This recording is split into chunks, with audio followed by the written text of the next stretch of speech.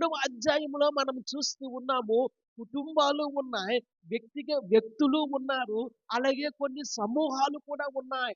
దేవుడు ఎవరినైనా వాడుకోగలడు. కుటుంబాలను వాడుకోగలడు, వ్యక్తులను వాడుకోగలడు, సమూహాలను వాడుకోగలడు, అన్యులను వాడుకోగలడు, ప్రాకారాన్ని నిర్మించగలడు. దేవుని నామానికి మహిమ కలుగును గాక.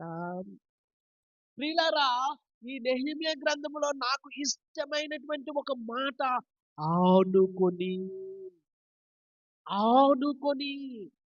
ప్రియులారా, ఒక నిర్మాణం జరగాలంటే ఒకరిని ఆనుకొని మరొకరు నిర్మించాలి. ఐక్యతను చూపెడతా ఉంది. నా మట్టుకు నేను ఉంటానులే అనుకోవడానికి వీలు లేదు ప్రియులారా. దేవుని సంఘములో నా మట్టుకు నేనుంటాను, నా మట్టుకు నేను ప్రార్థనకి వెళ్తాను, నా మట్టుకు నేను ఆరాధన చేస్తాను, నా మట్టుకు నేను దేవుణ్ణి స్తుతిస్తాను